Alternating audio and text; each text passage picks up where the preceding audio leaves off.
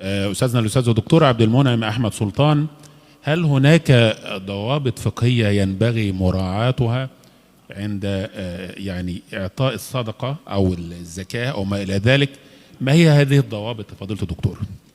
الشرع الحنيف بين أن هناك ضوابط ويعني آداب شرعية يجب الالتزام بها عند أداء الصدقة. أولى هذه الضوابط أو هذه الآداب أن يخلص الإنسان في هذه الصدقة لله سبحانه وتعالى، لا ينوي بها الرياء ولا ينوي بها السمعة، وإنما يقصد بها وجه الله سبحانه وتعالى. الأمر الثاني ألا يمن على المتصدق عليه. الأمر الثالث ألا يتبع هذه الصدقة بالمن والأذى. يقول سبحانه وتعالى: ويا أيها الذين يقول سبحانه وتعالى: يا أيها الذين آمنوا لا تتبعوا لا تتبعوا صدقاتكم بالمن والأذى. فالإنسان حينما يتصدق ينبغي ألا يمن على الفقير المتصدق عليه، لأن إتباع هذه الصدقة بالمن والأذى يحبط ثواب هذه الصدقة. لا يمن عليه، يعني يظهر عليه أن يده بيضاء، وأنه يمد له يد العون، وأنه يكفله في كذا. هذا هو المن. الأذى أن يؤذيه بكلامه: أنت تحتاج، لما لا تعمل، أين تنفق هذه الصدقة.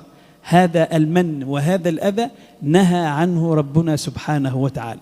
يبقى الأمر الأول أن يخلص، وما أمروا إلا ليعبدوا الله مخلصين له الدين.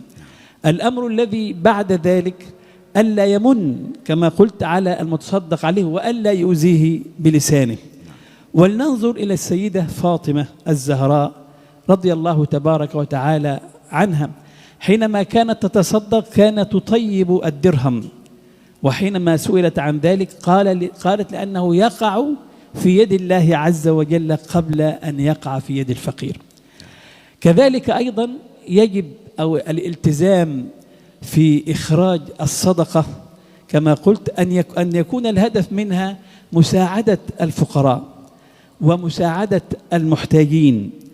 يعني بعض الناس يعني حاله على حال من الفقر، لا يمد يده ولا يتحدث عن حاله، وهؤلاء وصفهم الله سبحانه وتعالى بقوله: لا يسألون الناس إلحافا.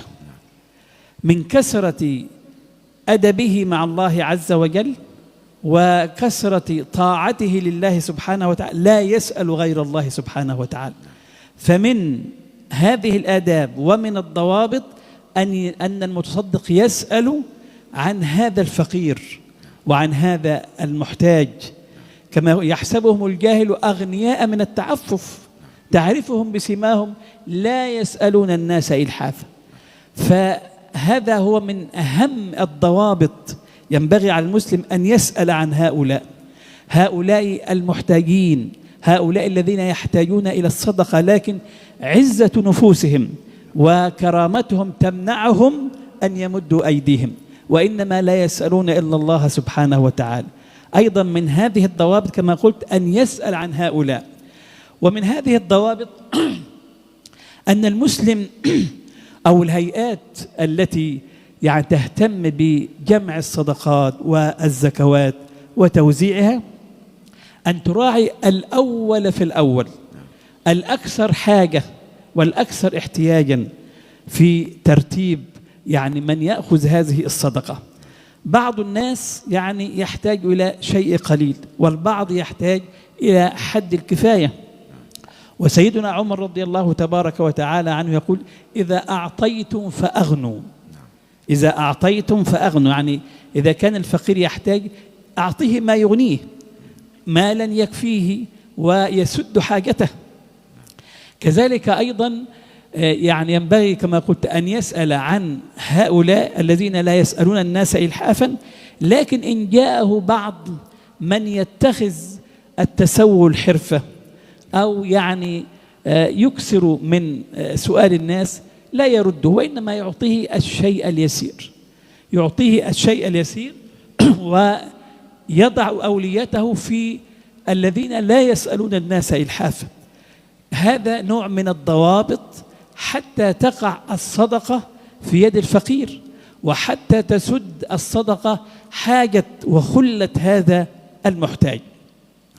كذلك أيضا من الضوابط التي ينبغي أن تراعى في الصدقة أن يكون التصدق من المال الطيب ومن المال الحلال، لأن الله سبحانه وتعالى طيب لا يقبل إلا طيبا، فلا ينبغي للمسلم مثلا أن يرتكب المعاملات المحرمة ثم بعد ذلك يتصدق، لا، الأولى أن يلتزم المسلم الكسب الحلال وأن يطلب الرزق الحلال، ثم بعد ذلك إن فاض شيئا عن حاجته له أن يتصدق من هذا الكسب الطيب.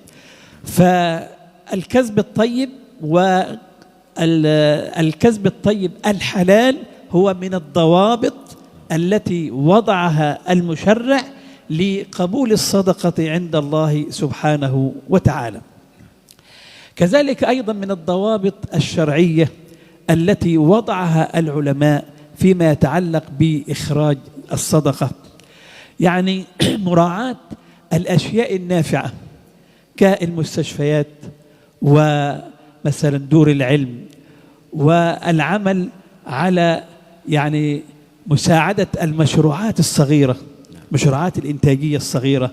بعض الناس يحتاج إلى جزء من الصدقة لأن يبدأ مشروعا صغيرا يعف به نفسه، الصدقة تتسع لمثل هذه الأشياء. كذلك لأن يعني الإنفاق على المشروعات الصغيرة وتنمية هذه المشروعات يعود أيضا بالنفع وعلى المجتمع بصفة عامة، ويؤدي إلى استقرار المجتمع. إذن ينبغي أن يراعي المسلم الضوابط التي بعون الله تعالى تجعل صاحبها أو صاحب الصدقة أقرب إلى القبول عند الله سبحانه وتعالى. تفضل. شكرا جزيلا أستاذنا الأستاذ الدكتور عبد المنعم أحمد سلطان. وأتوجه بالسؤال إلى الأستاذ الدكتور محمود عبد الجواد، أستاذ الشريعة الإسلامية بكلية الشريعة والقانون جامعة الأزهر بالقاهرة. دكتور محمود، ما هي أبواب الصدقة المختلفة؟ وكما حدثنا فضيلة الدكتور عبد المنعم سلطان حول بعض التوجهات المعاصرة اللي ممكن إنسان يؤدي الصدقة فيها. دكتور محمود عبد الجواد يعني بشكل أكثر تفصيلي، لأن الدكتور يعني عبد المنعم حدثنا عن الضوابط الفقهية، لكن أبواب الصدقة، الجهات أو الأماكن التي من الممكن أن يتوجه الإنسان بها أو إليها في إخراج الصدقة. وطبعا احتياجات المجتمع تغيرت في العصر الحديث عن سابقا، فهل هناك يعني وسائل من الممكن أن يخرج فيها الإنسان الصدقات كما حدثنا الدكتور عبد المنعم سلطان، وبشيء أكثر تفصيلا مع فضيلتك؟ بسم الله والصلاة والسلام على سيدي رسول الله صلى الله عليه وسلم عليه الصلاة والسلام. كل شيء يمتد نفعه إلى الفقراء فهو صدقة. فأفضل الصدقات يعني نجد مثلا في العصور الأولى، ليست الأولى بمعنى أيام الصحابة فقط، لكن إلى عهد يكاد أن يكون قريبا، كان الأغنياء يوقفون الأموال في ضروب مختلفة أو على ضروب مختلفة من ضروب الخير. فالأوقاف الإسلامية يعني لها إدارة كبيرة في مصر، هي إدارة الأوقاف، ولها وزارة هي وزارة الأوقاف. كذلك في الدول الإسلامية كلها هناك وزارة للأوقاف. ومعنى وزارة للأوقاف أي أن هناك أوقاف متعددة تحتاج إلى إدارة وتحتاج إلى إدارة حكيمة. فتجد مثلا أناسا كثيرين يوقفون على الفقراء لعلاج الفقراء. وما القصر العيني هذا إلا وقف كان موقوفا لعلاج الفقراء ولتدريس الطب ومداواة الناس. وكذلك كانوا يوقفون على تعلم العلم، فهناك أوقاف خاصة بالأروقة الحنفية والمالكية والشافعية والحنابلة. وهذه البيوت التي هي محيطة بالأزهر الشريف الكثير منها كان أوقافا لطلبة العلم، وكان الطالب يأتي من قريته أو من بلدته أو من خارج مصر ويمكث في هذه البيوت، يأكل ويشرب ويتعلم على نفقة هذه الأوقاف. كذلك نجد صورا متعددة من الأوقاف أو من الصدقات منتشرة في عصورنا هذه. فمثلا نجد مستشفى سرطان الأطفال اللي هي 57 نجد الأوقاف التي مثلا مستشفيات القلب التي يقوم بالإشراف عليها فضيلة الأستاذ الدكتور مجدي يعقوب. نجد أوقافا متعددة على حتى كان الأغنياء يوقفون على الدواب المريضة، فهناك أوقاف بيطرية مأثورة عن سلفنا الصالح رضوان الله عليهم وعن أجدادنا. وكانت هناك أوقاف حتى على الكلاب الضالة وحتى على القطط الضالة، وما زالت ملفات هذه الأوقاف موجودة في أروقة وأراشيف إدارة الأوقاف المصرية ووزارة الأوقاف المصرية.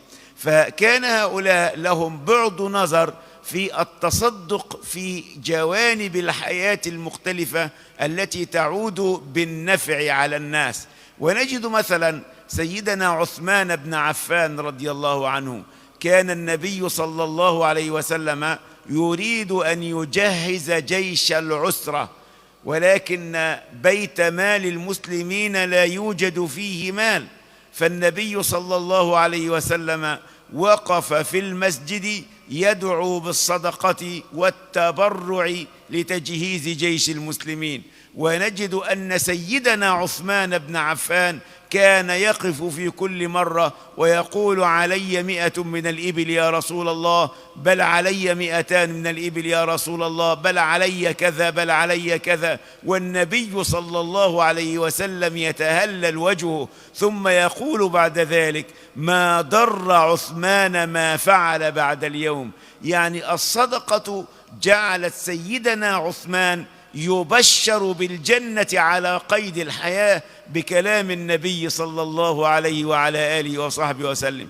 ولا يظن الذي يظن بالصدقة على الفقراء أنه يكون من الأغنياء أو أنه أحرز مالا كثيرا فيه بركة ونماء. ولنا في أصحاب الجنة الذين ذكرهم الله في سورة القلم: إنا بلوناهم كما بلونا أصحاب الجنة إذ أقسموا ليصرمنها مصبحين ولا يستثنون. فكانت النتيجة أنهم أرادوا أن يمنعوا حقوق الفقراء من هذه المزرعة أو هذه الحديقة التي كان أبوهم قد اعتاد إخراج الصدقات منها. ما كان جزاؤهم إلا أن قال الله سبحانه وتعالى: فطاف عليها طائف من ربك وهم نائمون فأصبحت كالصريم كالليل المظلم. ثم بعد ذلك لما تابوا إلى ربهم وقالوا: عسى ربنا أن يبدلنا خيرا منها إنا إلى ربنا راغبون. يقول الإمام النسفي رضي الله عنه: لحزنهم وتوبتهم وندمهم فإن الله سبحانه وتعالى أبدلهم جنة أو حديقة أعظم من الحديقة التي ورثوها من أبيهم. فالصدقة في جميع وجوه الخير التي هي موجودة عندنا أبواب كثيرة من الصدقة. فمثلا عندنا لجنة الزكاة التي يقوم الأزهر الشريف، بيت الزكاة الذي يقوم الأزهر الشريف بالإشراف عليه وينفق منه على مئات وآلاف من الأسر المصرية التي تمتد من الأسكندرية إلى أسوان، ولهم يعني جنود وموظفون يبحثون عن الفقراء الحقيقيين، ولها فرع بالجامع الأزهر الشريف، فتتلقى هذه التبرعات وتنفق منها على طلبة العلم الوافدين وغير الوافدين، وتنفق منها على المرضى، وتنفق منها على الفقراء. فهذه وجوه كثيرة لأبواب الصدقة في الوقت الحاضر، ونسأل الله سبحانه وتعالى أن يبصرنا بديننا. شكرا الأستاذ الدكتور محمود عبد الجواد. الأستاذ الدكتور عبد المنعم أحمد سلطان، نريد أن نوضح ونبين الفارق ما بين الزكاة والصدقة، لأن الزكاة لها مصارف محددة مذكورة في القرآن، أما الصدقة هي التي ينفق منها على المستشفيات وعلى بناء المساجد وما إلى ذلك، لأن بعض الناس قد يخلطوا ما بين الزكاة والصدقة. الزكاة لها مصارف مشروعة، أما الصدقة يعني لها مصارف عديدة ومتنوعة كما وضح فضيلة الأستاذ الدكتور محمود عبد الجواد. بسم الله والصلاة والسلام على رسول الله. قلنا أن هناك فرق بين الزكاة وبين الصدقة. الزكاة بمفهوم العام صدقة، لكن تعد فرضا وركنا من أركان الإسلام، وهي كالصلاة. والدليل على ذلك قوله سبحانه وتعالى كما قلت: وفي أموالهم حق معلوم، أي حق معلوم قدره الشارع، وبين فقهاؤنا الأجلاء شروط وجوب الزكاة. شروط وجوب الزكاة التي هي ركن من أركان الإسلام والتي هي فرض من فرائض الإسلام. أول شرط أن يملك الإنسان مالا.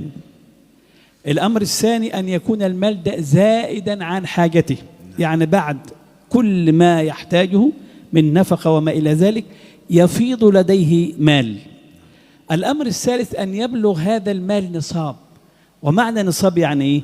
يعني مقدار معين من المال قدره العلماء بما يوازي أو يساوي 85 جرام ذهب عيار 21. يعني الذي يملك مال وهذا المال زائد عن حاجته بعد كل المصاريف التي يحتاجها وبعد نفقته والأولاد وكل، إذا فاض لديه مال وهذا المال بلغ عنده ما يشتري 85 جرام ذهب، إذن هذا هو اسمه نصاب الزكاة.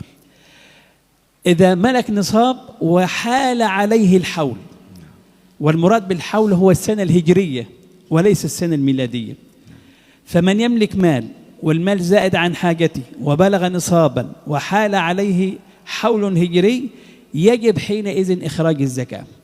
مقدار الزكاة كام؟ 2.5%، يعني 1000 يخرج عليه 25 جنيه. خلاص، دي الزكاة المفروضة التي هي ركن وفريضة من أركان الإسلام. مصارف هذه الزكاة الآية الكريمة: إنما الصدقات للفقراء والمساكين والعاملين عليها والمؤلفة قلوبهم والغارمين وفي الرقاب وابن السبيل فريضة من الله. دي المصارف الثمانية، دي مصارف الزكاة المفروضة. أما النوع الثاني وهي الصدقة العامة، والتي يعني لم يبين الشارع مقدارها، وإنما تصدق بأي قدر، 5 جنيه 10 جنيه بجنيه، دي اسمها إيه؟ الصدقة. الدليل على ذلك قوله سبحانه وتعالى: وفي أموالهم حق للسائل والمحروم. لم يبين أنه معلوم كما قلنا في زكاة الفريضة، وفي أموالهم حق للسائل والمحروم. هذا الحق للسائل والمحروم حق غير محدد ولو بالشيء القليل. وأوجه الصدقة العامة ليست فريضة أو أكثر اتساعا من زكاة الفطر، يعني من زكاة المال. يعني مثلا زكاة المال لا يجوز أن تنفق في بناء المساجد، وإنما بناء المساجد يأخذ من أبواب الصدقة التي ليست فريضة. ليه؟ لأن زكاة المال حق معلوم للسائل والمحروم، حق للفقير. الأولى أن نملك هذه الزكاة للفقير، فالفقير هو أولى بهذه الزكاة، أن نملكها للفقير اللي هو المسكين الغارم، ابن السبيل، يعني مصارف الزكاة 8 في الآية التي إنما الصدقات للفقراء والمساكين والعامل إلى آخر الآية الكريمة. فأن نملكه هذا المال، والأولى ألا نشتري له به شيء. يملك هذا المال وهو يشتري ما يحتاجه، هو أولى بذلك، هو الذي يقدر. لكن لو كان محتاج مثلا أدوية معينة من الممكن أن نشتري له، لكن لا نفرض عليه شيء معين، الأولى أن نملكه هذا المال. لكن أبواب الصدقة العامة أبوابها فسيحة كما ذكر أستاذنا الدكتور محمود. يعني في المستشفيات نشتري أجهزة وتوقف هذه صدقة للفقراء، زي أجهزة الغسيل الكلوي، زي مثلا حفل الآبار من أعظم الصدقات سقيا الماء، زي مثلا زمان كان يوضع الغلال للحمام أو الطيور، هذه صدقة. أيضا من هذه الصدقات يعني الكلمة الطيبة، وهي الصدقة المعنوية. الكلمة الطيبة صدقة. بناء المستشفيات، ترميم الطرق، يعني كل ما يحتاجه المسلم الفقير يدخل في باب الصدقة، بخلاف الزكاة المفروضة فمصارفها كما بينها القرآن الكريم. إذن هناك فرق بين زكاة الفريضة اللي هي الصدقة المفروضة، وهناك فرق بين أو تختلف عن الصدقة العامة. باب الصدقة مفتوح، يشمل الإنفاق على طلاب العلم، الإنفاق على المستشفيات، إقامة المشروعات يعني المشروعات الصغيرة، شراء أدوات ماكينات للمحتاجات، الغارمات، كل هذه الأشياء، هذه الأبواب الفسيحة تدخل في نطاق الصدقة بصفة عامة. لأن الهدف من هذه الصدقة هو إيه؟ هو سد الفجوة، هو التعاون، هو التكافل، المسلم أخو المسلم، هو يد نوع من التكافل الإسلامي بين أفراد المجتمع. لأن هذا التكافل كما ذكر علماؤنا الأجلاء يورث المحبة. الفقير حينما يجد أنه في مجتمع يهتم به ولا يخشى على نفسه الضياع، لا على نفسه ولا على أولاده، لا شك أنه يحب النعمة عند غيره. أما إذا رأى نعما كثيرة عند غيره وهو لا يأخذ منها شيئا ولا ينال منها شيئا، لا شك أنها ستترك أثرا سيئا في نفسه.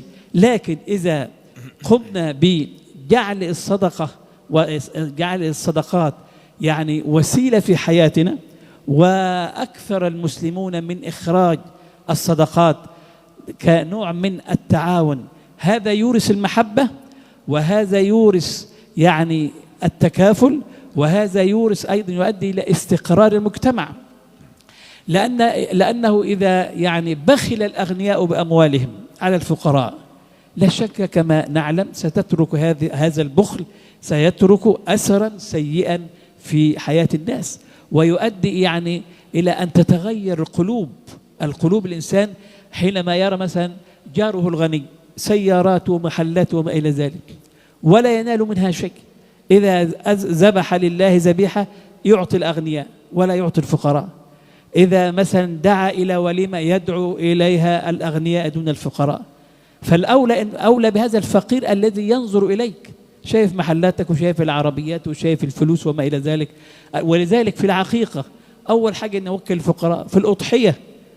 ليه؟ لأن هذا الفقير هو الذي يراك، ولا شك أن هذا إعطاؤه جبرا لخاطره، هذا جبرا، ويؤدي بالفقير إلى ألا يعني يستقل نعم الله عليه.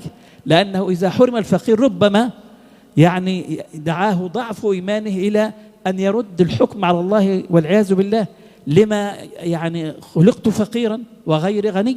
فإذا الصدقة إذا يعني اهتم بها المسلمون في حياتهم، خاصة فيما يتعلق بالأفراد أو المجتمع، لا شك أن لها أثرا طيبا يؤدي إلى استقرار المجتمع، وأن يسود المحبة والتعاون بين أفراده.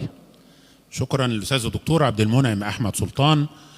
ولأن المال هو مال الله كما جاء في الحديث القدسي المال مالي والأغنياء وكلائي، فإن حبس المال من الناحية الشرعية أمر منهي عنه، لأن هذا المال يساهم في تحقيق مراد الله في هذا الكون، هو أنشأكم من الأرض واستعمركم فيها.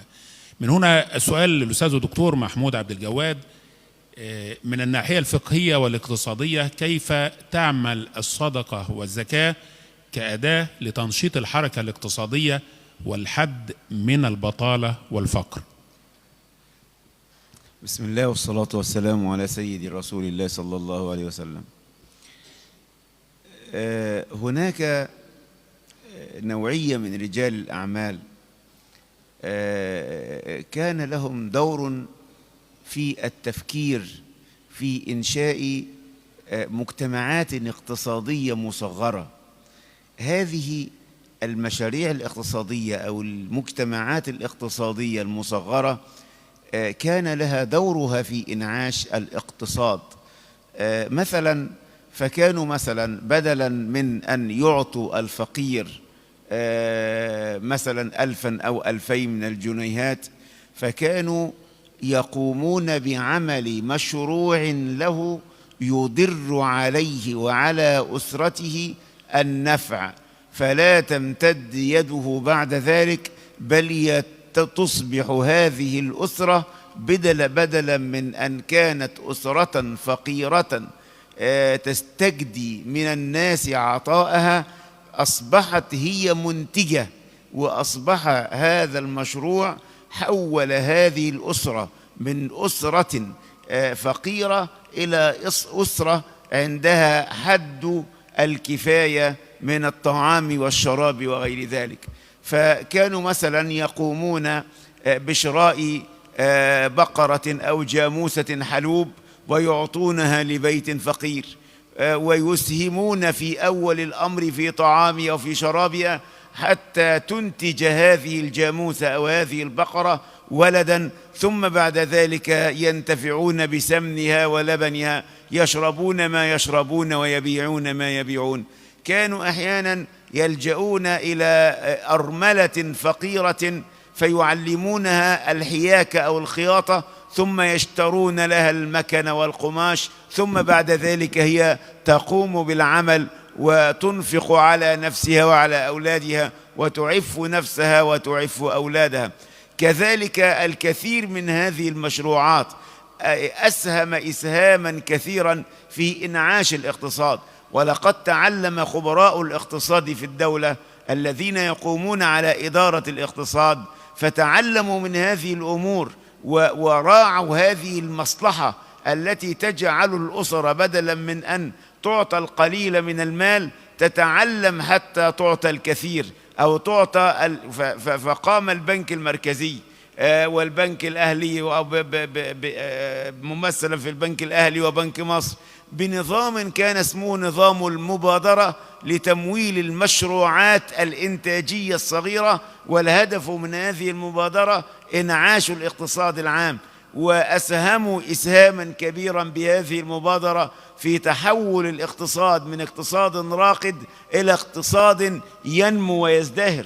فمثلا كانوا يعمدون إلى شراء الآلات للمصانع الصغيرة، يعمدون لشراء الآلات للمستشفيات التي تقوم على علاج الناس، يعملون على شراء البهائم والعجول لمن يريد أن، ويعملون أيضا على شراء الآلات وكانوا لا يأخذون أو لا يأخذون إلا هامشا رمزيا لهذه الأموال، بدأت ب3% ثم تطورت إلى 5%. فهذه لا تمثل فائدة حقيقية على القروض التي تعطى للأفراد العاديين. فهذه المبادرات وهذه المشاريع الصغيرة من شأنها أن تنمي الاقتصاد وأن تزيره.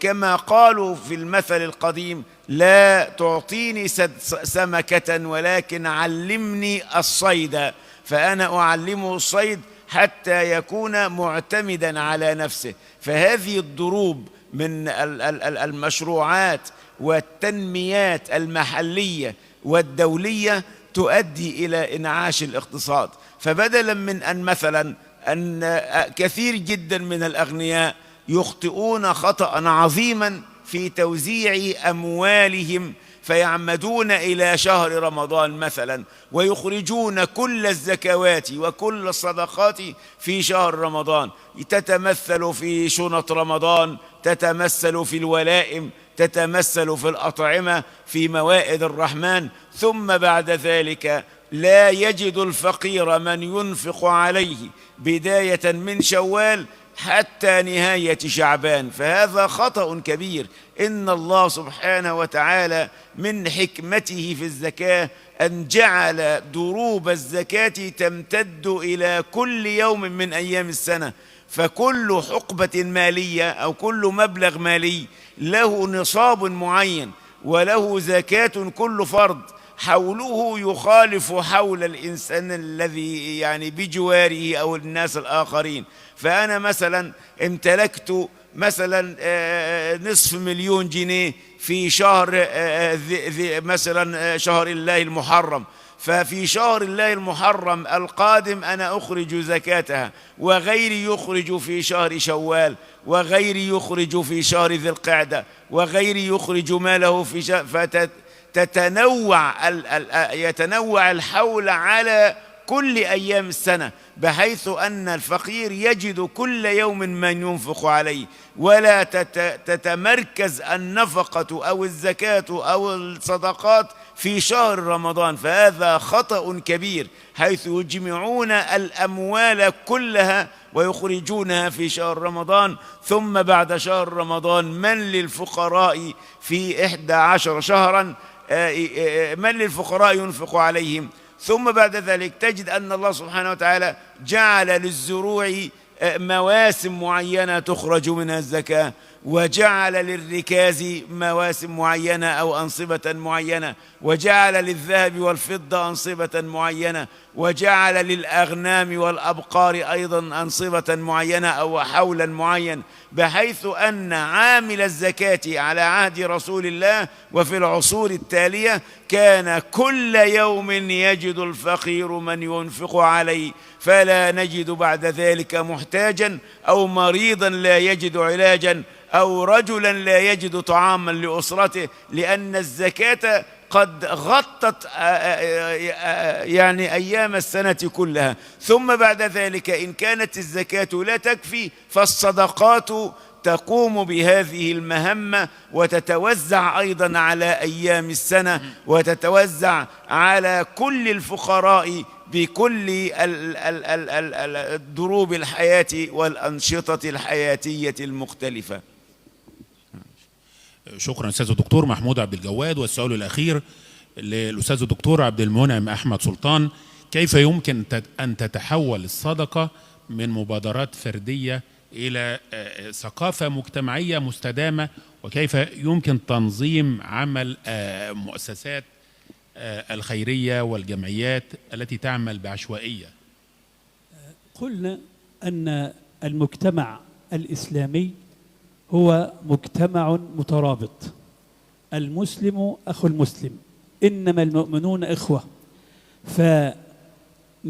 فبالنسبة للصدقة حتى تؤتي ثمارها يجب ألا تقتصر أو يقتصر أثر هذه الصدقة على المجهود الفردي، وإن كان طبعا دور الفرد مهم جدا في الحفاظ على الصدقة والاهتمام بها وإخراجها وإعطائها لمستحقيها، لكن الأفضل أن يكون هناك عمل جماعي وعمل مؤسسي، لأن الفرد مثلا قد لا يعرف الفقير الأشد حاجة، وقد لا يعرف من هم الفقراء في المحيط بمسكنه أو بمكانه.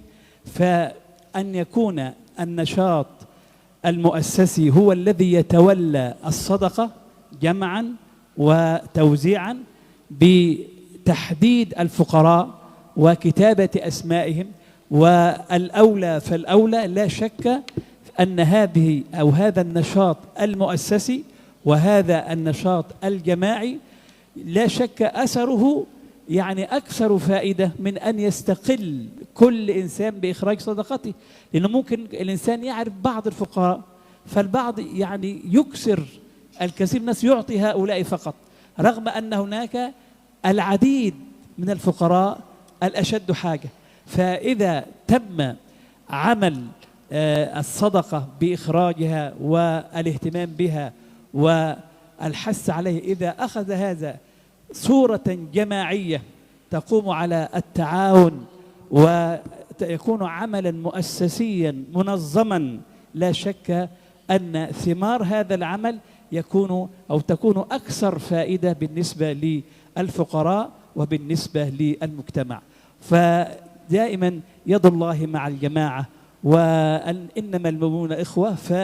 فالجماعة ودائما رأيها صائب، يعني قد تختلف الآراء، لكن الآراء الجماعية التي تقوم على التشاور فيما بين المتصدقين لا شك أن هذا سيصل بهم إن شاء الله من خلال هذا المجهود الجماعي وهذا العمل الجماعي، وخاصة إذا كان في إطار مؤسسي مشروع تحت رقابة الدولة، وأيضا أن يكون أكثر تحت رقابة فضيلة الإمام الأكبر وهو بيت الزكاة المصري. لا شك أن ثمار هذا العمل ستكون أكثر نفعا وأكثر فائدة للمسلمين الفقراء. شكرا جزيلا. السؤال الأخير للأستاذ الدكتور محمود عبد الجواد: ما الرسالة التي يوجهها الأزهر الشريف للمجتمع في ظل التحديات الاقتصادية الراهنة بشأن قيمة الصدقة والتكافل الاجتماعي؟ هناك رسالتان. الرسالة الأولى للمجتمع، نقول لهم يعني كثير من الناس يعني لا يجد أبواب النفقات التي، أو لا يحسن كما يقول أستاذنا الدكتور عبد المنعم، لا يحسن اختيار أبواب الصدقات. فالأولى لهذا كما قال أستاذنا الدكتور أن يوكل عنه أمينا، هذا الأمين يكون موثوقا به، يكون يعمل بنظام مؤسسي. نحن لا ننقص عمل الخير الذي تقوم به المؤسسات الأخرى، ولكن الواقع يشهد لمؤسسة الأزهر ولبيت الزكاة في الأزهر الشريف. احنا في خطب الجمعة عندما يأتينا أناس معنا أموال نريد أن نوزعها نقول لهم بيت الزكاة في الأزهر الشريف. فهذا البيت الزكاة يعني ينفق على أسر لا حصر لها، كما قلت يعني تمتد في كل محافظات الجمهورية، ويقوم بالنفقة أيضا على طلبة العلم غير القادرين، وكذلك في المنح الدراسية التي تعطى لطلبة العلم كذلك من التبرعات والصدقات، وليس من باب كمان الزكاة. الرسالة الثانية هي توجه لمؤسسة الأزهر الشريف أدامها الله سبحانه وتعالى وأعزها. نريد المزيد من الإعلانات ومن التوعية عن وجود بيت زكاة في الأزهر الشريف، فالكثير من الأغنياء لا يعرفون أن في الأزهر بيت مال، ولا يعرفون أن هناك بيت زكاة، لقلة الإعلانات عن هذا البيت وهذا المجال العظيم وهذا الباب العظيم الذي يعني يجعل الناس لا يقعون في براثن المحتالين الذين يجمعون الأموال وربما لا يحسنون توزيعها أو ربما استأثروا بها لأنفسهم. فهذا البيت يحتاج إلى المزيد من الإعلان، ويحتاج من المزيد من توعية الناس عن الأوجه التي ينفق فيها هذا البيت أمواله. فيعني هناك يعني الكثير والكثير عندما نقول لهم هناك بيت زكاة في الأزهر الشريف فيقولون لا نعرف أن هناك بيت زكاة، وإن كان وجوده منذ سنوات عديدة تحت إشراف فضيلة الإمام الأكبر أحمد الطيب أدام الله سبحانه وتعالى عليه الصحة والعافية، وطبعا بإشراف وكيل الأزهر ومؤسسة الأزهر، وبإشراف الدولة على إنفاق هذه الأموال وعلى تحصيلها حتى لا تمتد إليها يد العابثين.